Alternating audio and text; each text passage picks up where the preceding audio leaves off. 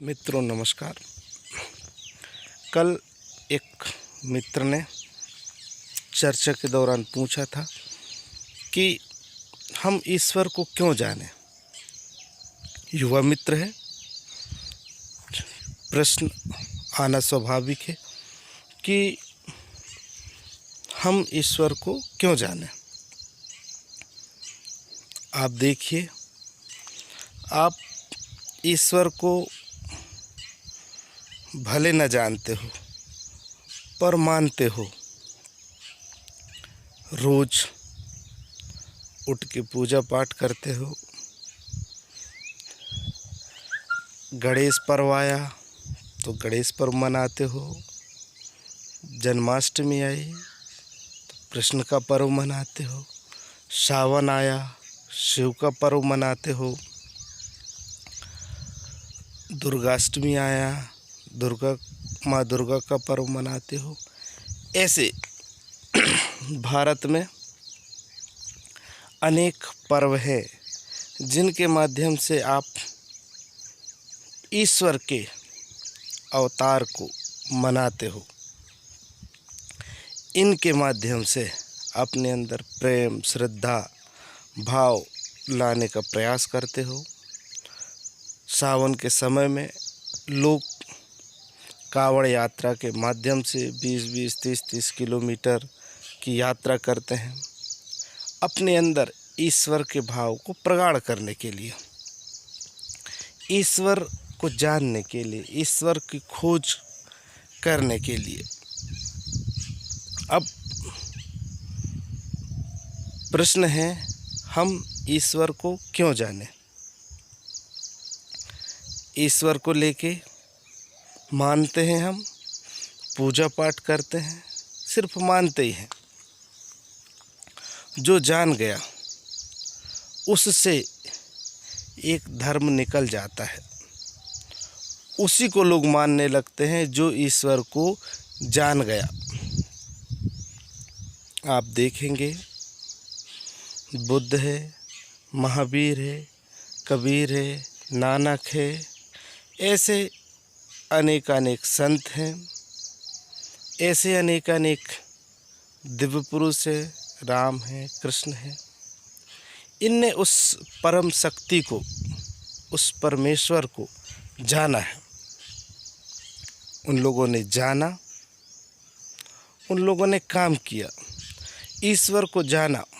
और जो व्यक्ति का अंतिम लक्ष्य है, व्यक्ति का जीवन का जो लक्ष्य है ईश्वर बनना, वो हुए। फिर लोगों ने उसी को मानना स्टार्ट कर दिया, उन्हीं को ईश्वर की संज्ञा देने लगी, उन्हीं को अवतारों की संज्ञा देने लगी।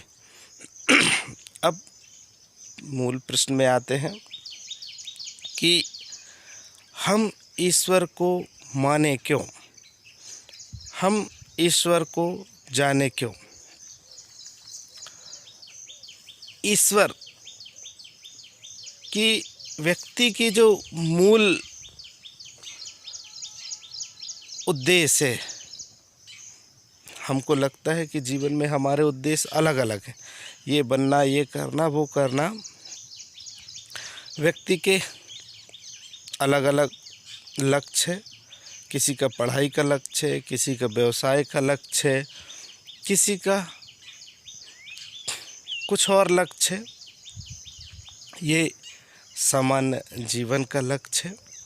अगर व्यक्ति के जीवन की लक्ष्य की बात करें, जब आप बहुत गहरे तल में जाएंगे तब देखेंगे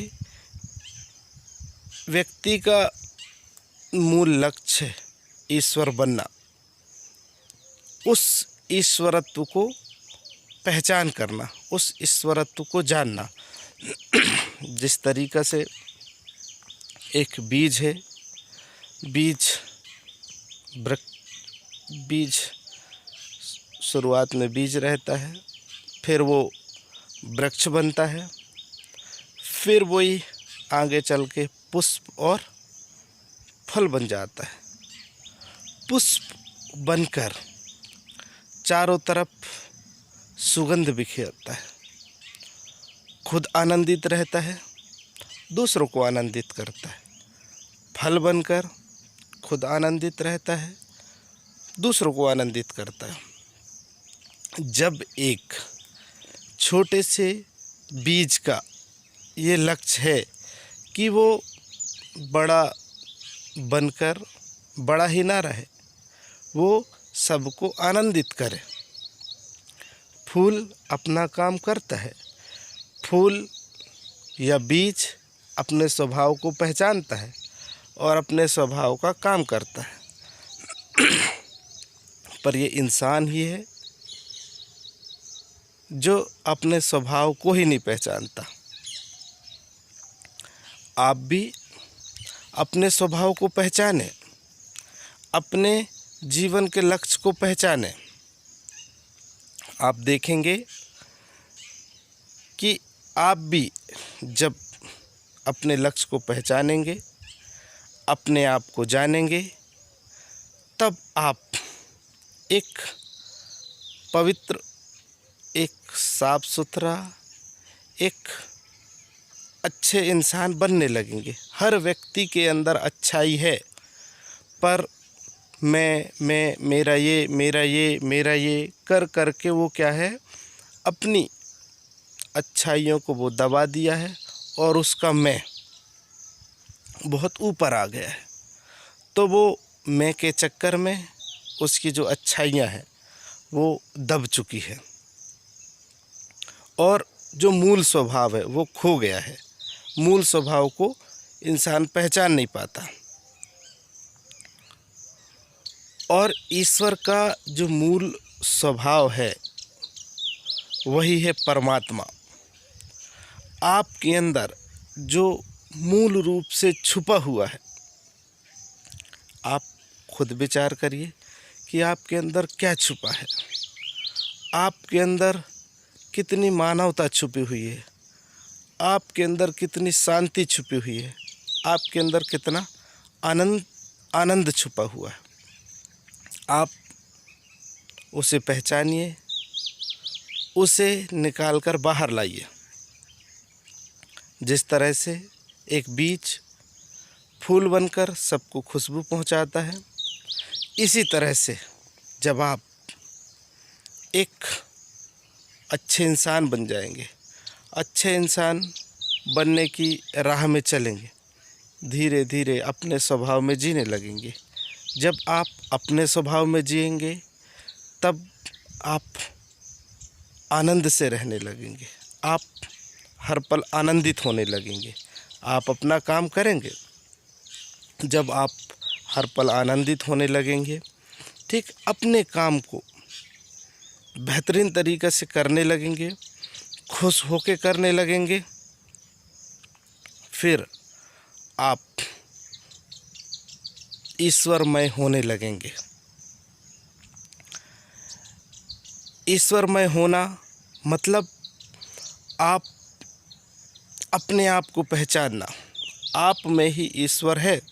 जब आप अपने मूल स्वभाव को जान लेंगे, जब आप अपने मूल स्वभाव में जीने लगेंगे, तब आप ईश्वर हो जाएंगे। आपके अंदर भी परमात्मा है।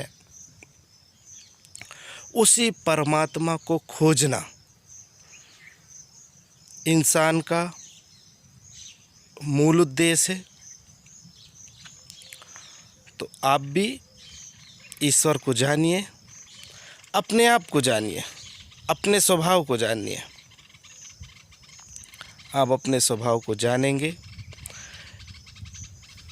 ऑटोमेटिक उस दुनिया में जाने लगेंगे। आप ईश्वर के समक्ष पहुंचने लगेंगे। आप एक बेहतरीन इंसान बन जाएंगे। आप द्वंद्व से मुक्त रहेंगे। आशा है आप भी ईश्वर को जानेंगे, अपने आप को जानेंगे, अपने स्वभाव को पहचानेंगे। यही है ईश्वर। इतने सारे लोग हैं, उनके जीवन को उठा के देख लीजिए। उनने क्या किया? अपने स्वभाव को पहचाना। आप स्वभाव में बहुत अच्छे हो, आप स्वभाव में एक पुष्प की तरह हो जो चारों तरफ सुगंध बिखेर रहा है। पर आज देखो, प्रकृति, चांद, तारे सब खिलखिला रहा है। आज ये इंसान को हो क्या गया है?